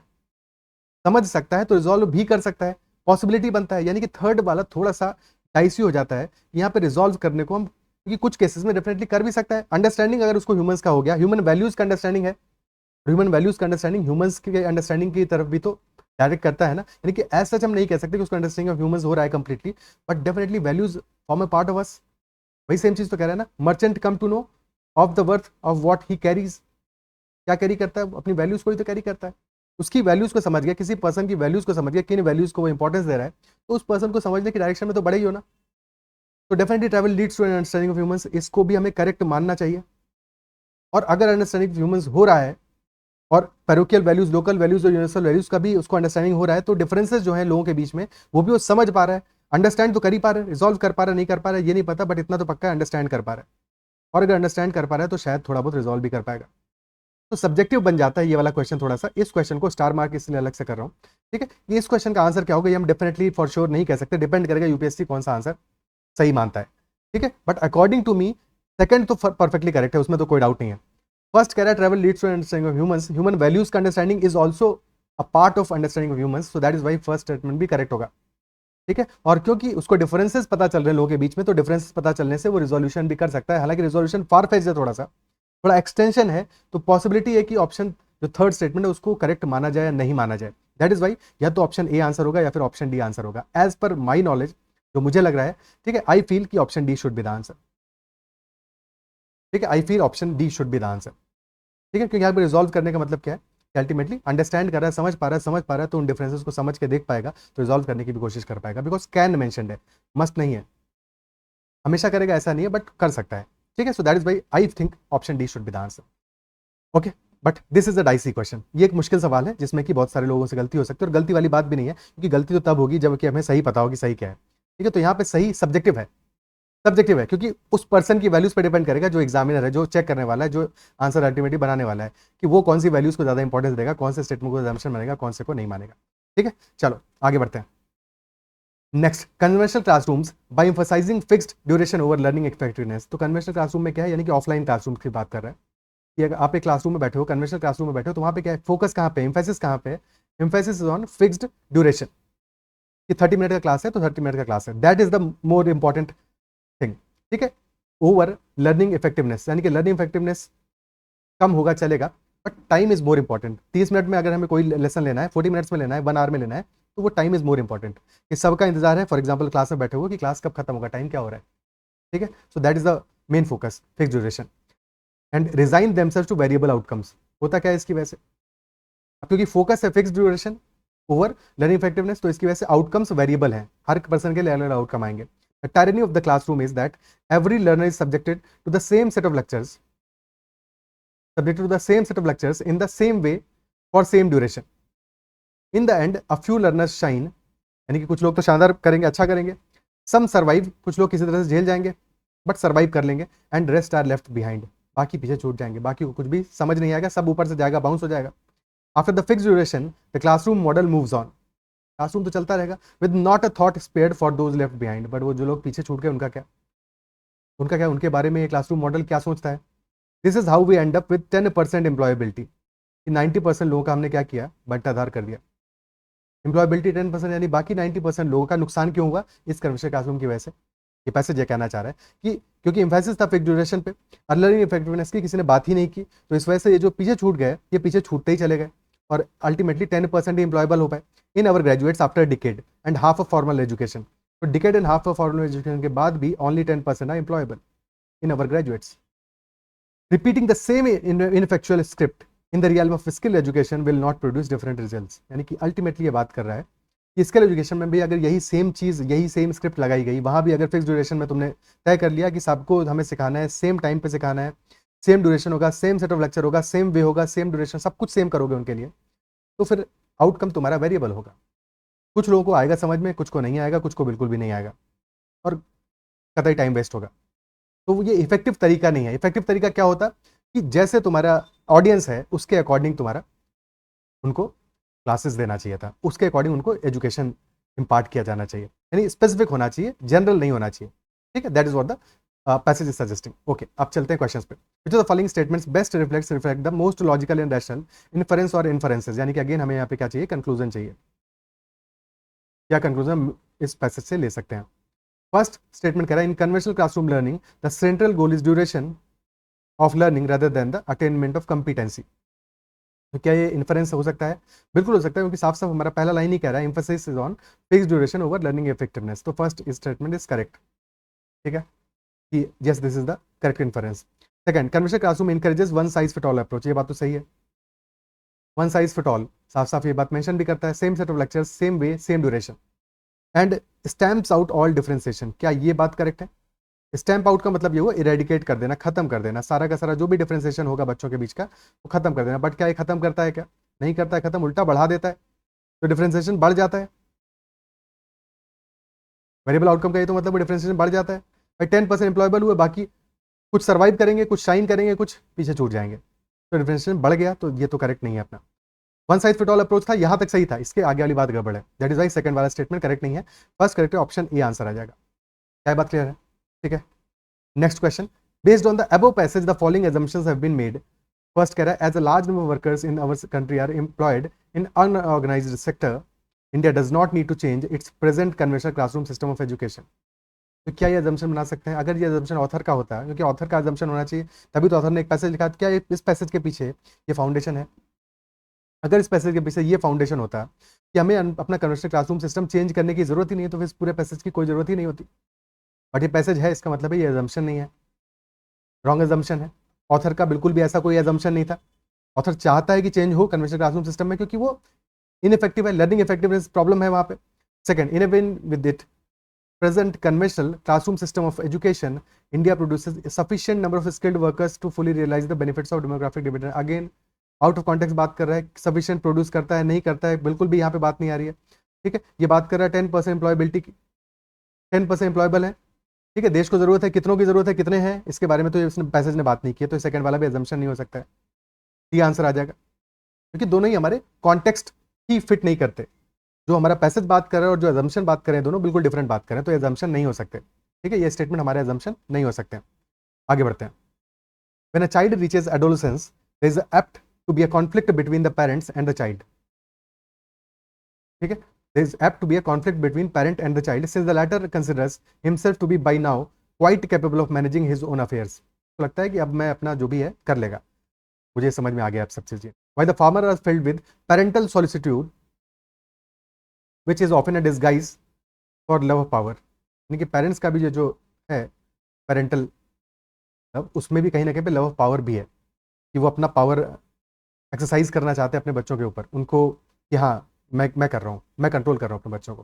Parents consider usually that the various moral problems which arise in adolescence are peculiarly their province. उनको पता है कैसे हैंडल करना है।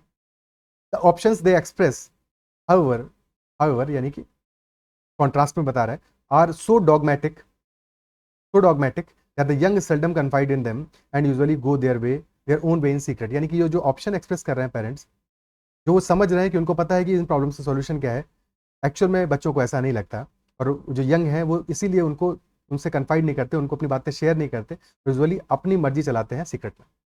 ये हमारा पैसेज बात कर रहा है। ठीक है, क्यों बात कर रहा है, क्या प्रॉब्लम है यहाँ पे? प्रॉब्लम ये है कि जो जनरेशन गैप है दोनों के बीच में, एडोलेसेंट का अपना एक थिंकिंग है, पेरेंट्स का अपना एक थिंकिंग। पेरेंट्स को लगता है कि हमारा थिंकिंग सही है और हमें वो थिंकिंग अपना इंपोज करना चाहिए बच्चों पे, और बच्चों को लगता है कि उनका थिंकिंग सही नहीं है, उनके पेरेंट्स का, वो नहीं समझ पाए उनकी प्रॉब्लम्स को, इसलिए वो अपने रास्ते जाते हैं। अब चलते हैं एजम्पशंस पे। क्वेश्चन कह रहा है क्या एजम्पशंस होंगे। पहला कह रहा है the adolescent does not feel comfortable with his parents because they tend to be dominating and assertive. तो पेरेंट्स डोमिनेटिंग है, असर्टिव है, क्या ये बात मेंशन कर रहा है पैसेज? बिल्कुल मेंशन कर रहा है। ये कह रहा है कि फॉर्मर यानी कि parents are filled with parental solicitude which is often disguise for love of power, isn't it so? ठीक है, तो डेफिनेटली फर्स्ट करेक्ट है, and that is why adolescent do not feel comfortable with parents. Second कह रहा है adolescent of modern times does not have much respect. तो क्या passage कहीं पे भी बात कर रहा है कि एडोलेसेंट के अंदर रिस्पेक्ट नहीं है? देखो, डिफर करना ओपिनियन में एक अलग बात है, रिस्पेक्ट करना नहीं करना एक दूसरी बात है। रिस्पेक्ट के बारे में कहीं पे भी मेंशन नहीं होता, तो सेकंड इनकरेक्ट है, ऑप्शन ए आंसर आ जाएगा, one only. Okay, next question on the same passage. Which one of the following statements best reflect the central idea? Central idea, again the crux. Parents in general may not be of much help when children are on their way to becoming adults। ठीक है, so difference of opinion है, वो hold पे रखते हैं थोड़ी देर के लिए। Option B, when children reach adolescence, involvement of parents in their lives is unnecessary। कहीं पे भी अननेसेसरी नहीं कह रहा है, ठीक है, over involvement is a problem, involvement is not a problem, unnecessary इस वर्ड की जरूरत नहीं, तो ऑप्शन बी अपना करेक्ट नहीं है। एक्सट्रीम हो गया ये तो। Option C, modern day nuclear families की कहीं पे बात ही नहीं की गई है, are not capable of bringing out, बिल्कुल भी बात नहीं की गई, तो सी तो इनकरेक्ट है। In modern societies adolescent tend to be stubborn, disobedient and careless, क्या ये बात की है कहीं पे भी? एडोलेसेंट डिसोबीडिएंट है, केयरलेस है, स्टबर्न है, ये भी बात नहीं किया, आउट ऑफ कॉन्टेक्स्ट है, डी भी इनकरेक्ट है। तो option A clearly is the correct answer, that parents in general may not be of much help when children are on their way to becoming adults. Is it clear? ठीक है, next passage पे चलते हैं। छोटा सा passage है, एक दो लाइन का। When an international team of scientist pumped a CO2 carbon dioxide and water mix, CO2 और वाटर मिक्स को उन्होंने पंप किया into underground basalt rock, basic chemistry took over, the acidic mixture dissolved rocks calcium and magnesium and formed limestone. तो acidic mixture ने क्या किया? Dissolve किया है रॉक के कैल्शियम और मैग्नीशियम को and formed limestone. Basically carbon dioxide is converted into stone, exclaimed the scientist. Scientist खुश हो गए भाई। क्यों खुश हुए? क्योंकि उन्होंने देखा कि इस कार्बन डाइऑक्साइड कन्वर्ट हो गया किसमें? स्टोन में कन्वर्ट हो गया है। तो यानी कि ये क्रक्स है इस पूरे के पूरे पैसेज का। पैसेज बात कर रहा है CO2 और वाटर का जो मिक्सचर है उसको हमने पंप किया है एक बेसाल्ट रॉक में। बेसाल्ट रॉक का जो मैग्नीशियम और कैल्शियम है वो डिसॉल्व हो गया, और डिसॉल्व होने के बाद में क्या फॉर्म हुआ? लाइमस्टोन फॉर्म हुआ।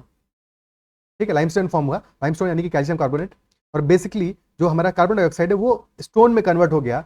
ये खुशी हुई साइंटिस्ट को। क्यों खुशी हुई है? फिलहाल अब ऑप्शन देखते हैं, क्वेश्चन देखते हैं। क्वेश्चन कर which of the following statements best reflects the most logical, rational and practical suggestion implied by the passage. तो मोस्ट लॉजिकल, रैशनल और प्रैक्टिकल सजेशन क्या होगा? ऑप्शन ए कह रहा है it is a cheap and practical method to produce limestone at commercial level for building purpose. क्या ये बात पैसेज में पता चल रहा है कि चीप है, प्रैक्टिकल है और प्रोड्यूस कर सकते हैं लाइमस्टोन कमर्शियल लेवल पे? क्या इसके बारे में बात हो रहा है? नहीं कह सकते, बिकॉज कहीं पे भी कॉस्ट के बारे में बात नहीं हुआ है कि चीप है कि नहीं है, प्रैक्टिकल मेथड है कि नहीं है। ठीक है, और क्या कमर्शियल लेवल पर प्रोड्यूस कर सकते हैं कि नहीं कर सकते हैं, इसके बारे में कहीं पे भी जिक्र नहीं है। तो ऑप्शन ए तो करेक्ट नहीं है। Option B, this can be used as one of the methods of carbon sequestration.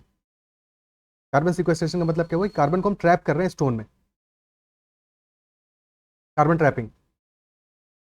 जो एक्सेस कार्बन है जिसकी वजह से क्लाइमेट चेंज होगा, तो उसको ट्रैप करने का एक तरीका क्या उसकी तरह यूज किया जा सकता है? बिल्कुल किया जा सकता है, क्योंकि यहाँ पे लास्ट लाइन यही तो कह रहा है कि साइंटिस्ट को खुशी किस बात की है? उनकी खुशी इसी बात की तो है कि CO2 को हमने क्या कर दिया? स्टोन में कन्वर्ट कर दिया, और स्टोन में कन्वर्ट हो गया तो ट्रैप हो गया ना। तो this is carbon trapping only, isn't it so? यानी कि ऑप्शन बी करेक्ट लग रहा है। और बाकी ऑप्शंस को भी चेक कर लेते हैं। Option C, basalt rock can be made a good source of calcium and magnesium minerals by this method. तो क्या हम एक गुड सोर्स कह सकते हैं इसको? अल्टीमेटली यहाँ पे बेसाल्ट रॉक को डिसॉल्व करके कैल्शियम मैग्नीशियम बन तो रहा है, बट क्या ये गुड सोर्स हो सकता है? वी डू नॉट नो कितना बन रहा है, क्वांटिटी वगैरह कुछ भी नहीं पता है हमको। तो क्या ये गुड सोर्स हो सकता है? We do not know, absolutely do not know. Option C not correct. ठीक है, और फिर ऑप्शन बी डेफिनेटली बेटर है सी से, क्योंकि अल्टीमेटली लास्ट जो लाइन है वो तो यही कह रहा है कि CO2 को स्टोन में कन्वर्ट किया, ये हमारी खुशी है। साइंटिस्ट करें ये खुशी की बात है, कैल्शियम मैग्नीशियम आ गया ये खुशी की बात नहीं है। ठीक है, तो सी इनकरेक्ट है। डी कह रहा है good rock dissolving acid can be produce by mixing carbon dioxide and water. Rock dissolving acid बन रहा है क्या? यहां पे सिर्फ और सिर्फ बेसाल्ट रॉक की बात हो रही है,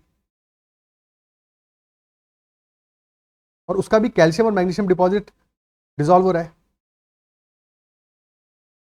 ठीक है, रॉक थोड़ी डिसॉल्व हो रहा है, सिर्फ और सिर्फ कैल्शियम मैग्नीशियम डिपॉजिट डिसॉल्व हो रहा है।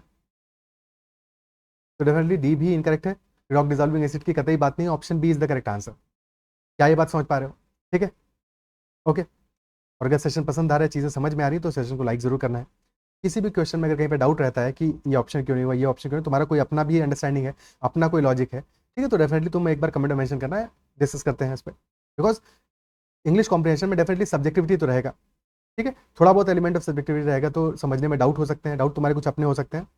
ठीक है, तो उनको भी जरूर कमेंट में मेंशन करना। I will try to resolve those doubts as well, या फिर उस पर डिस्कशन जरूर करेंगे। ओके, बिकॉज थोड़ा बहुत एलिमेंट ऑफ सब्जेक्टिविटी तो रहता है। जैसे एक क्वेश्चन तो हमने देखा ही है जहाँ पे कि पूरी सब्जेक्टिविटी है, उसका इंटरप्रिटेशन कुछ भी किया जा सकता है, डिपेंड करता है उस पर्टिकुलर ह्यूमन की वैल्यूज पे, जो कि उसको अल्टीमेटली आंसर मार्क करने वाला है, बताने वाला है।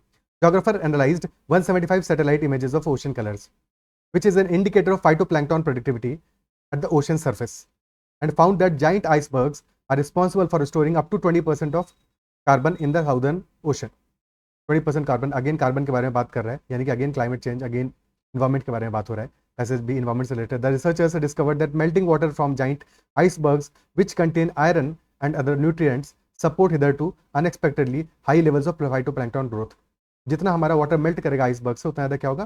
फाइटोप्लैंक्टन की ग्रोथ अफेक्ट होगी। ठीक है, क्योंकि ये हमारे न्यूट्रिएंट्स भी बहुत सारे कंटेन करता है, आयरन भी कंटेन करता है, और साथ में कार्बन भी कंटेन करता है, तो मेल्ट होगा कार्बन भी, कार्बन बढ़ जाएगा इन्वायरमेंट में। ओके, तो based on the purposes what can be the assumptions that can be made.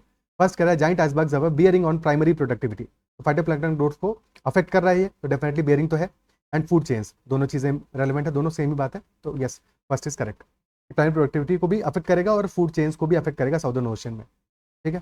Second, melting of giant icebergs can produce climate change effects, तो अगर 20% कार्बन को स्टोर करके रखा हुआ है जाइंट आइसबर्ग ने, तो डेफिनेटली जब वो मेल्ट करेंगे तो वो जो कार्बन है वो उनके स्टोरेज से बाहर आ जाएगा, इन्वायरमेंट में आ जाएगा, तो क्लाइमेट चेंज का अफेक्ट डेफिनेटली होगा और इसकी वजह से वर्ल्ड फिशरीज भी इंपैक्ट होगा। सेकंड भी करेक्ट है, दोनों करेक्ट है, ऑप्शन सी आंसर आ जाएगा। Clear? Okay, so this one is easy passage, ये तो इजी था। Next question, evolution has endured caterpillars, evolution has endowed caterpillars that feed on corn with a unique ability. They can induce the plant to turn off its defense against insect predators. क्या कर सकते हैं ये जो caterpillars हैं, ये induce कर सकते हैं प्लांट को कि वो अब जो अपना डिफेंस है उसको टर्न ऑफ कर ले, ताकि ये आराम से खा पाए। इंसेक्ट प्रेडेटर्स के अगेंस्ट जो प्लांट का डिफेंस था कैटरपिलर, उसके अगेंस्ट ऐसा उनका एबिलिटी है कि अपनी एबिलिटी से अपने काम से जो करते हैं, जो अभी आगे आएगा, ठीक है, तो उसकी वजह से जो प्लांट का डिफेंस है वो टर्न ऑफ हो जाता है, प्लांट खुद को डिफेंड नहीं कर पाता और फिर ये आराम से चू करते हैं, उसको खाते हैं। This helps caterpillar to eat more and grow faster. Okay, the agent that causes this effect is the caterpillar's faeces और फ्रास। ओके, अपनी फीसेस से ये जो डिफेंस है टर्न ऑफ कर देते हैं प्लांट का, कॉर्न का। The find could throw new light on compounds associated with plant response to pathogens like fungi और फंगाई और बैक्टीरिया। द फाइंड, ये जो फाइंड है हमारे, ये जो पूरा का पूरा डिस्कशन है, इसकी वजह से क्या फर्क पड़ेगा? This could throw new light on compounds associated with the plant response to pathogen. तो कौन से कंपाउंड्स के बारे में बात हो रहा है, किन पे फर्क पड़ेगा, किन के बारे में जानकारी मिलेगा? Associated with plant response to pathogens, associated with plant response to pathogens like bacteria and fungi, ठीक है, यानी माइक्रोब्स जो है बेसिकली उनके एसोसिएशन में जो रिस्पॉन्स है प्लांट का, उस पर कुछ न्यू लाइट थ्रो करेगा, ये जो हमारा स्टडी है। क्वेश्चन है, which one of the following statements best reflects the most logical, rational and practical message conveyed by the passage? Option A, farmers can use caterpillar to feed on weeds in their crop fields plantations. weeds के बारे में बात हो रहा है, जबकि ये पूरा का पैसेज बात करता है कॉर्न के बारे में। कॉर्न के बारे में बात हो रहा है, वीट के बारे में बात थोड़ी हो रहा है, तो option A is not correct. Option B, this finding can help in the development of clinically useful micro anti microbial compounds. Okay, hold पे रखते हैं, बिकॉज अल्टीमेटली ये लास्ट लाइन तो यही कह रहा है ना कि कौन से कंपाउंड्स के बारे में बात करें? Compounds associated with plant response to pathogens, यानी कि plant response to fungi and bacteria. Basically compounds associated plant response to microbes, और इनके अगेंस्ट अपना जो डिफेंस करना है उसके लिए तो एंटी माइक्रोबियल कंपाउंड्स डेफिनेटली ये करेक्ट लग रहा है। Option C, this finding can help in the development of organic ecologically sustainable pesticides. क्या पेस्टिसाइड्स के बारे में कहीं पे भी बात हो रहा है? ठीक है, हाँ ये तो है, कैटरपिलर एक पेस्ट है, बट यहाँ पे जो लास्ट लाइन है वो तो ये कह रहा है कि the find could throw new light on compounds associated with plant response to pathogens like fungi and bacteria. तो फंगाई बैक्टीरिया के बारे में बात हो रहा है, पेस्टिसाइड के बारे में एज सच तो बात नहीं कर रहा है, तो शायद ऑप्शन सी करेक्ट आंसर नहीं हो सकता है। ठीक, option D correct, can be genetically modified to be predators of the other plant pest, does not make sense absolutely, कोई सेंस ही नहीं है इसका। ऑप्शन बी करेक्ट आंसर होगा इसका। ठीक है, सी भी हालांकि क्लोज है, कंफ्यूजिंग है, बहुत सारे लोगों ने सी मार्क किया होगा, but definitely be should be the answer, क्योंकि अल्टीमेटली ये जो बात कर रहा है हमारा, ये बात कर रहा है plant response to pathogens like fungi and bacteria, यानी कि एंटी माइक्रोबियल कंपाउंड के बारे में बात कर रहा है, तो answer should be option B and nothing else. Okay, next question, in a robust democracy reality how so ever inconvenient it might be. तो एक रोबस्ट डेमोक्रेसी में रियलिटी चाहे जैसी भी इनकन्वीनियंट क्यों ना हो, finds its expression both in the speech of political leaders and the other social forms of assertion. एक reality should finds its expression both in speech of political leaders and other forms of assertion. The existence of the real has to be transparent, यानी कि जो reality है that should be absolutely transparent. Transparent यानी कि बिना किसी लाग लपेट के, बिल्कुल जैसा है वैसा का वैसा, as it is. Transparent यानी कि जैसा है वैसा का वैसा, as it is.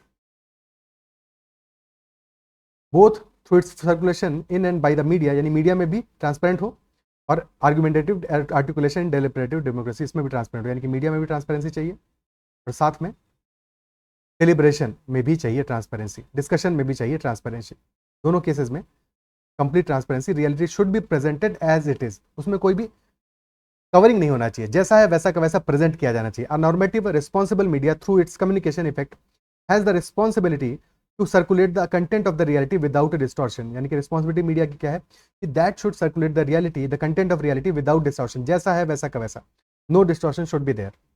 ठीक है, which one of the following statements best reflect the crux of the above passage? Option A, crux यानी कि सेंट्रल आइडिया, जो पूरी की पूरा पैसेज बात कर रहा है उसके बारे में।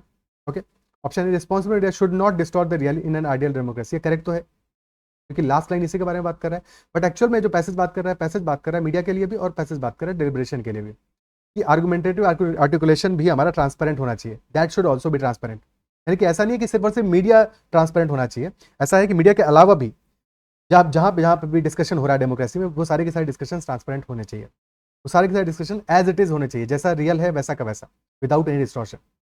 ठीक है, तो ये हाफ है, आधा सच है, पूरा नहीं है। Second, fake news seems inherent in the life of an ideal democracy. ये तो इनकरेक्ट है। Option C, there should not be any kind of restrictions on the freedom of expression in ideal democracy. ये थोड़ा सा extreme तो लग रहा है, should not be any kind of restriction on the freedom of expression in ideal democracy, but क्या passage इसी के बारे में बात नहीं कर रहा है? पैसेज यही तो कह रहा है, reality house over inconvenient it might B, चाहे जितनी भी इनकन्वीनियंट हो, चाहे जितनी भी सुनने में खराब लगे, बट जैसी रियलिटी है वैसा का वैसा उसको एक्सप्रेशन मिलना चाहिए डेमोक्रेसी में, चाहे वो पॉलिटिकल लीडर्स की स्पीच में हो, चाहे वो other social forms of assertion में हो, वो हर जगह पे वैसा का वैसा रिप्रेजेंट किया जाना चाहिए। मीडिया में भी वैसा का वैसा होना चाहिए, ठीक है, विदाउट एनी डिस्टॉर्शन, और डिलिबरेशन में भी वैसा ही होना चाहिए। तो ऑप्शन सी हमारा करेक्ट आंसर होगा, दैट दिस रिप्रेजेंट्स एग्जैक्टली जो हमारा क्रक्स है पैसेज का, वो इस ऑप्शन सी में रिफ्लेक्ट हो रहा है कि there should not be any kind of restrictions on the freedom of expression. अब कई लोग ये कह सकते हैं कि कुछ रेस्ट्रिक्शन तो, रीजनेबल रेस्ट्रिक्शन तो होना चाहिए, ठीक है, बट ऐसा नहीं है। ये जो पैसेज हमारा बात कर रहा है, पैसेज कर रहा है एब्सोल्युटली जैसा रियल है वैसा का वैसा रियल दिखाना चाहिए। वो रियल कैसा भी क्यों ना हो, वो रियल देखने में खराब लग रहा है बट रियल है तो दिखाया जरूर जाना चाहिए। वो रियल है तो उसको डिस्कस जरूर किया जाना चाहिए। वो रियल है तो उसका असर्शन में यूज होना चाहिए, ठीक है। वो रियल है तो आर्गुमेंटेशन में उसका यूज होना चाहिए, डेलिब्रेशन में उसको यूज करना चाहिए हमको, वैसा का वैसा जैसा रियल है वैसा। Yes, freedom of expression should be unrestricted as per the passage. Option C must be the correct answer, ठीक है, it must be the correct answer. Okay, is that clear? For example, और भी confusion अगर इसके बाद में हो तो ऐसे समझो, जैसे right to life and liberty है, फंडामेंटल राइट है, ठीक है, बट लिबर्टी तुम्हारी क्या है? Right to life and liberty है, तुम्हें पूरा लिबर्टी है, बट ये लिबर्टी का मतलब ये थोड़ी है कि तुम्हारा, तुम कल को राइट टू किल थोड़ी है, तुमको किसी को मार दोगे जाके, तो इस तरह का लिबर्टी थोड़ी है, ठीक है। ओके, तो अगर लिबर्टी तुमको है तो किसी और को भी है। सिमिलरली अगर कोई भी रेस्ट्रिक्शन नहीं है फ्रीडम ऑफ एक्सप्रेशन में, तो हर किसी को है, सबके लिए है, सबके लिए फ्रीडम ऑफ एक्सप्रेशन रहेगा, तो कोई रिस्ट्रिक्शन की जरूरत ही नहीं पड़ेगी, ठीक है। और वही एक प्रॉपर डेमोक्रेसी बनाएगा, फॉर्म करेगा ना, जहां पे कि एक्चुअल में जो लोग चाहते हैं वो वाकई में हो पाएगा, जो सब चाहते हैं, ये नहीं जिनकी वॉइसेस लाउडर हैं, सबकी वॉइसेस बराबर हो, सबको बराबर का मौका मिले, सबको फ्रीडम ऑफ एक्सप्रेशन मिले, तब तो चीजें बेनिफिशियल होंगी सबके लिए। तो क्या ये बात समझ पा रहे हो? यहाँ पे बिल्कुल अनहिंडर्ड, बिल्कुल विदाउट रिस्ट्रिक्शन, बिल्कुल विदाउट डिस्टॉर्शन, हमें freedom of expression should be unrestricted as per the passage. Option C should be the answer. Okay, option D, irresponsible media and political leaders can not be effectively controlled. बिल्कुल ये हमारा passage का कहीं पे भी answer नहीं है, सी है, सी इज मच बेटर देन ए। सी पूरी बात कर रहा है, ए आधी बात कर रहा है, that is why C should be the answer. Next, nowadays there is a growing trend to use interconnected home devices. As consumers increasingly network their homes, the connected home devices manufacturers and service providers will seek to overcome thin profit margins by gathering more of the personal data. तो क्या कर रहे हैं वो? They are gathering more of the personal data with or without the agreement. Agreement है तो भी ले रहे हैं, और नहीं भी एग्रीमेंट है तो बिना एग्रीमेंट के भी पर्सनल डेटा गैदर कर रहे हैं। And they are turning the home into a corporate store front. Corporate marketers will have powerful incentives to observe consumer behaviour. भाई उनको डेटा मिल जाएगा तो उस डेटा के अकॉर्डिंग वो स्पेसिफिकली काम करेंगे, उनको पता है किसको कौन से ऐड देने हैं।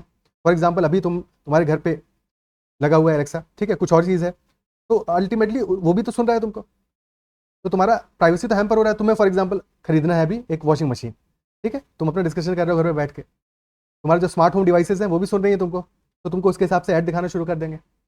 स्पेसिफिक ऐड हो जाएगा ना, सबको ऐड नहीं देना है, सिर्फ उनको ऐड देना है जो वॉशिंग मशीन के बारे में बात कर रहे हैं, सिर्फ उनको ऐड देना है जो कूलर खरीदने वाले हैं, सिर्फ उनको ऐड देना है जो कोई पर्टिकुलर आइटम खरीदने वाले हैं। तो एक स्पेसिफिक ऐड देंगे, उसके हिसाब से उनका बेनिफिट होगा, तो डेफिनेटली एक पावरफुल इंसेंटिव है उनको। और बट तुम्हें प्रॉब्लम क्या है, किसी कंज्यूमर को प्रॉब्लम क्या है कि कंज्यूमर का जो खुद का प्राइवेसी है वो रिस्क पे है। वो जिन बातों को डिस्कस कर रहा है, वो जिन चीज़ों को, वो थोड़ी चाहता है कि भाई हमको ऐड इस तरह के दिखाओ, ठीक है ना, हम तो चाहते हैं कि हम चीज़ों को फ्रीली रह पाएं, तो हमारे लिए प्रॉब्लम है, इजंट इट सो? तो एक कन्वीनियंस है, क्या इंटरकनेक्टेड जो होम डिवाइस है वो एक बहुत अच्छा कन्वीनियंस है, इसलिए तो ग्रो कर रहा है ट्रेंड। बट क्या उसकी वजह से एक नेगेटिव, एक सिक्योरिटी रिस्क नहीं आ रहा है, एक प्राइवेसी रिस्क नहीं आ रहा है? डेफिनेटली वो भी आ रहा है, वही ये पैसेज बात कर रहे हैं, ठीक है, कि इसकी वजह से क्या होगा, they will understand the buying needs and preferences of the device owners and accordingly they will use it to their advantage for their profits. Which one of the following statements best reflect the most logical, rational and practical message implied by the passage? तो क्या implied होगा message? Option A, knowledge of consumer behaviour leads to more capital expenditure in manufacturing sector. क्या ये चीज हम conclude कर सकते हैं?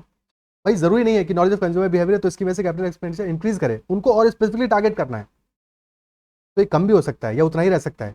कंज्यूमर कैपिटल एक्सपेंडिचर का इंक्रीज करना कोई जरूरी नहीं है, टारगेटिंग स्पेसिफिक हो जाएगी। ठीक है, तो knowledge of consumer behaviour leads to specific targeting, कि हमें पता है कि किसको क्या करना है, किसको क्या चाहिए, और उसके अकॉर्डिंग हम एड्रेस करेंगे उस चीज को।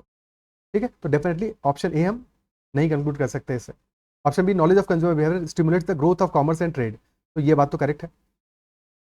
ठीक है, growth of commerce and trade तो होगा, स्टिमुलेट करेगा प्रोबेबली। ठीक है, but it helps in overall economic development, ये कैसे कह सकते हैं? तो ये भी करेक्ट नहीं है।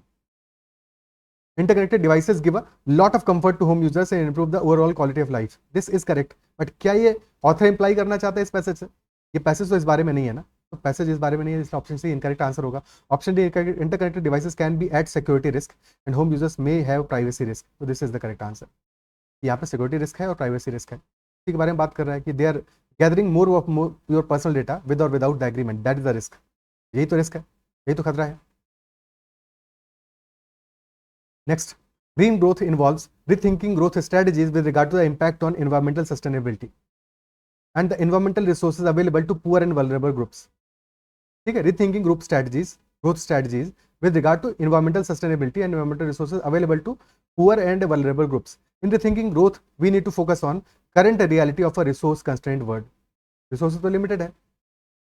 Resource intensive and in particular energy intensive processes will need to make way for more efficient and resource frugal development strategies if we are to avoid an economic dead end or a world in which only a small elite is able to enjoy affluence in the midst of a sea of poverty. Definite सी बात है कि अगर resources constraint है, limited हैं, तो जिसके पास ज़्यादा पैसा है अगर वो ज़्यादा यूज़ करेगा तो बस वही यूज़ कर पाएगा, बाकी लोग कैसे यूज़ करेंगे?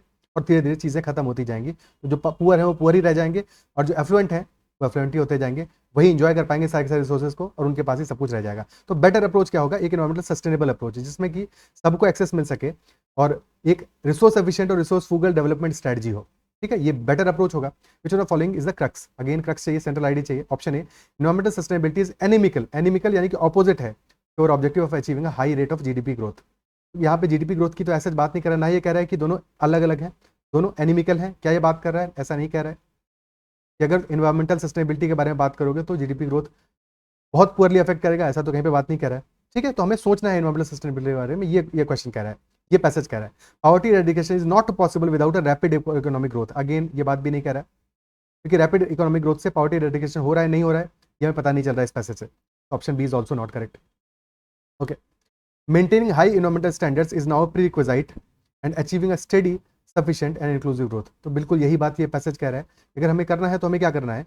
एनर्जी इंटेंसिव प्रोसेसेस को रिप्लेस करना पड़ेगा एनर्जी एफिशिएंट प्रोसेसेस से, फ्रूगल डेवलपमेंट प्रोसेसेस से, फ्रूगल डेवलपमेंट स्ट्रेटजी से, सो दैट अल्टीमेटली हम लोगों के लिए एक better equal and more environmentally sustainable बना सकें, एक स्ट्रेटजी डेवलप कर सकें। तो definitely option C is the correct answer. Option D क्या कह रहा है? With large population, rampant poverty, limited resources of today's world, economic degradation can not be prevented, absolutely incorrect, बिल्कुल भी इसकी बात नहीं कर रहा है। अगर ये सब चीज़ें पहले से ऑथर ने सोच ही रखी होती तो फिर पैसेज क्यों लिखता हो? ओके, ठीक है, so option C is the correct answer. Next, unlike religion and science, poetry does not posit or expect any belief in absolute truths. Unlike religion and science, यानी कि रिलीजन और साइंस क्या मानते हैं? रिलीजन और science मानते हैं क्या? एब्सोल्यूट ट्रूथ को मानते हैं। एब्सोल्यूट ट्रूथ यानी कि यही सच है और सिर्फ यही सच है, इसके अलावा कुछ भी और सच नहीं है, यानी कि सच इज यूनिडायरेक्शनल, एक स्पेसिफिक कंटेंट है जो कि सच है। बट पोएट्री क्या है? पोएट्री ऐसा नहीं मानता। Those forces or individuals who claim to have absolute truths in their grasp turn to be dictatorial and tyrannical. obvious सी बात है कि अगर उनको लगेगा कि बस जो हम समझते हैं वही सच है तो वो डिक्टेटोरियल होंगे, वो बताएंगे कि नहीं बस यही सही है और यही करना पड़ेगा, तो वो डिक्टेटोरियल होंगे, टायरेनिकल होंगे। Truth usually does not admit any contradictions और इम्परफेक्शंस, ट्रूथ कहता है कि सब कुछ परफेक्ट है और कोई कॉन्ट्रडिक्शंस को एडमिट नहीं करता है, यूजुअली नहीं करता है। It is unitarian, it is therefore not of much use for poetry, poetry के लिए ज्यादा काम करनी। पोएट्री क्या करती है? Poetry abides by the plurality of life and existence. Perhaps poetry follows reality which is plural, anachronistic, full of contradictions, यानी कि प्लूरलिटी पोएट्री क्या फॉलो करती है? एक ऐसी रियलिटी व्हिच इज प्लूरल, यानी कि एक एब्सोल्यूट ट्रूथ नहीं है, रिलेटिव ट्रूथ है, सबका अपना अपना सच है। एनाक्रोनिस्टिक का मतलब क्या हुआ? क्रोनो, जहां पे भी कहीं पे क्रोनो यूज हो, क्रोनो यानी कि टाइम, जैसे क्रोनोलॉजी, ठीक है। तो एनाक्रोनिस्टिक यानी कि समय से रिलेटेड है, बट कौन सा समय? एनाक्रोनिस्टिक यानी कि या तो समय से पहले या समय के बाद का, ठीक है। तो पोएट्री जनरली क्या होती है, वो समय के बारे में बात नहीं करती, यानी एट प्रेजेंट के बारे में बात नहीं करती, वो कई तरह की बात करती है। वो कब समय से पहले की बात कर सकती है, समय से बाद की बात कर सकती है, ठीक है। तो समय काल के आगे पीछे की बात कर सकती है, ठीक है। सो फुल ऑफ कॉन्ट्रडिक्शंस, बहुत सारे कॉन्ट्रडिक्शंस भी हो सकते हैं उसमें, चलेगा। Against the tyranny of truth, poetry remains a partition of democratic reality. Democratic यानी कि अलग अलग रियलिटी सबकी हैं, सबकी रियलिटीज को पोएट्री एक्सेप्ट करती है कि मुझे समझना है ऐसे समझोगे, किसी और को समझना कोई और अलग तरह से इंटरप्रेट कर सकता है। एक ही सेम पोएट्री में लिखी हुई 4 लाइन को कोई एक अलग तरह से इंटरप्रेट कर सकता है, कोई दूसरा अलग तरह से इंटरप्रेट कर सकता है। कोई एब्सोल्यूट ट्रूथ नहीं है उसमें, यानी कि कोई एक ही सच नहीं है, सबका अपना अपना सच हो सकता है, और सब सच को वो जोड़ती है, सब सच को इंक्लूड करती है, यही उसका शानदार बात है। Against the arrogance of power, wealth and hierarchy, poetry proposes both humility and defiance. तो arrogance of power, wealth and hierarchy, poetry क्या प्रपोज करती है? ह्यूमिलिटी भी प्रपोज करती है और डिफायंस भी प्रपोज करती है, ठीक है। सो अब क्वेश्चन कह रहा है which one of the following statements best reflect the most logical and rational message conveyed by the passage? Option A, it is the poetry not science of religion which recognises and accepts imperfections in humans, ठीक है। तो क्या ये most logical and rational message है? इसके बारे में जिक्र तो आता है बीच में कि ट्रूथ यूजुअली यानी कि हमेशा की बात नहीं कर रहा, but usually does not admit any contradictions और इम्परफेक्शंस, बट इम्परफेक्शंस के बारे में जनरली क्या ये बात कर रहा है, या ह्यूमंस की इम्परफेक्शंस के बारे में बात कर रहा है? तो ये बात नहीं कर रहा है इसके बारे में पैसेज, या ये पैसेज का most logical and rational message नहीं है, that is why this is incorrect, ठीक है। और ये सिर्फ इम्परफेक्शन मेंशन कर रहा है, इम्परफेक्शन ह्यूमन की बात भी नहीं कर रहा है, ओके, ठीक है। Truth is revealed through science or religion and poetry is anathema of truth, क्या ये बारे में बात कर रहा है? ऐसा भी नहीं है, ठीक है, कि ट्रूथ रिवील्ड होता है साइंस और रिलीजन से और पोएट्री एनाथेमा ऑफ ट्रूथ है, ऐसा भी नहीं है। पोएट्री क्या कहती है? पोएट्री रिलेटिव ट्रूथ की बात करती है, ट्रूथ के अगेंस्ट नहीं है। और पोएट्री कहती है ट्रूथ एक एब्सोल्यूट ट्रूथ नहीं है, रिलेटिव है, सब्जेक्टिव है, और सारे के सारे ट्रूथ को एक्सेप्ट करना चाहिए, ठीक है। पोएट्री सबको एक्सेप्ट करती है, उसके अगेंस्ट नहीं है, that is why option B is also not correct. Option C, poetry is romantic, imaginary and is about feelings, where science and religion are about truth. तो क्या ऐसा है? क्या रोमांटिक होने की बात की है पोएट्री का, या इमेजिनरी होने की बात की है पोएट्री? बस ये सबका अपना अपना सच है, ठीक है, बट वो काल्पनिक है ऐसा थोड़ी है, इमेजिनरी ऐसा थोड़ी है, रिलेटिव ट्रूथ है। तो अलग अलग सच हो सकते हैं सबके, इमेजिनरी होना जरूरी नहीं है उसके लिए। फीलिंग्स के बारे में बात कर रहा है, ऐसा भी कहीं पे पैसेज मेंशन नहीं करता है, that is why C is also not correct. D कह रहा है in a word of violence, tyranny and bigotry, poetry is a form of dynamic resistance. तो बिल्कुल ये जो लास्ट लाइन है हमारी एग्जैक्टली यही तो कह रही है, against the arrogance of power, wealth and hierarchy, ठीक है। Power, wealth and hierarchy, poetry proposes both humility and defiance, ठीक है। पोएट्री एक डायनामिक रेजिस्टेंस है किसके अगेंस्ट? वायलेंस, टायरनी और बाइगोटरी के against. Option D is the correct answer to this. क्या बात क्लियर है? ठीक है, ओके।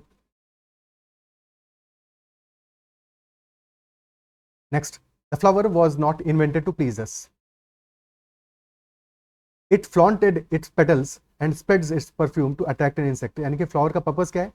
हमारे लिए थोड़ी बना है ये, it was not invented to please us, it flaunts its petals, अपनी पंखुड़ियों को फ्लॉन्ट क्यों करता है, अपना परफ्यूम क्यों छोड़ता है, खुशबू क्यों बिखेरता है? So that it can attract an insect. तो वो खुशबू होती है कि इंसेक्ट के लिए, ताकि इंसेक्ट उस स्मेल से अट्रैक्ट हो सके और प्लांट की तरफ आ सके। इंसेक्ट कैरी क्या करता है? पॉलन कैरी करता है from flower to flower, so that pollen is not carried away by wind and thus not wasted. तो एक तरीका है, पूरा का पूरा नेचर का मैकेनिज्म है कि पॉलन को एक फ्लावर से दूसरे फ्लावर में लेके जाने का मैकेनिज्म है। और उसके लिए क्या जरूरी है? फ्लावर एक जरूरी चीज है, फ्लावर का जो सेंट है वो एक जरूरी चीज है, फ्लावर का परफ्यूम जरूरी है, फ्लावर का जो पेटल्स है वो ब्यूटी जरूरी है फ्लावर का, ठीक है। किसके लिए जरूरी है? नेचर के लिए जरूरी है।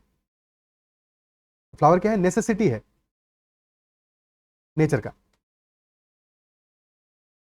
Okay.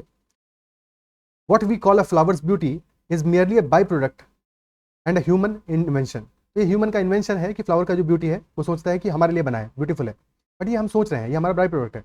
The perfume is not there to please us, हमारे लिए नहीं है, it pleases us because it is there and we have been conditioned. हमें इसलिए खुशी देता है क्योंकि इतने समय से यहाँ पे है, और हमारी कंडीशन, हमारी आदत हो चुकी है कि फ्लावर एक अच्छी खुशबू देता है, तो हम उस खुशबू को अच्छा मानते हैं, उस सेंट को अपने लिए अच्छा मानते हैं, कंफर्टेबल मानते हैं। बट फ्लावर का खुशबू बिल्कुल भी हमारे लिए, वो एक इंसेक्ट के लिए है। Based on the above passage, the following assumption have been made. Assumption number 1, the author of the passage believes that flowers are creation of nature's luxury. क्या नेचर की लग्जरी का क्रिएशन? लग्जरी का creation तब होते जब उनका कोई और जरूरत नहीं होता, बट फ्लावर का एक पर्पस है। पर्पस ये है, फ्लावर का ब्यूटी का भी एक पर्पस है, वो जैसा दिख रहा है उनके उसके पेटल्स का भी एक पर्पस है, उसके परफ्यूम का भी एक पर्पस है कि वो इंसेक्ट को अट्रैक्ट कर सके, ताकि इंसेक्ट अट्रैक्ट होगा, इंसेक्ट आएगा, इंसेक्ट पॉलन लेके आएगा, ठीक है। तो एक पर्पस है डेफिनेटली, तो लग्जरी का पार्ट नहीं है ये, नेसेसिटी का पार्ट है, तो फर्स्ट इनकरेक्ट है। Second, author of the passage does not believe in usefulness of flower, इसका क्वाइट ऑपोजिट है, वो कहता है यूजफुल है फ्लावर, ठीक है, except as things of beauty, absolutely incorrect है। सेकंड भी इनकरेक्ट है, दोनों ही इनकरेक्ट है, ऑप्शन डी आंसर आ जाएगा, that both these statements are incorrect, option D should be the answer. Clear?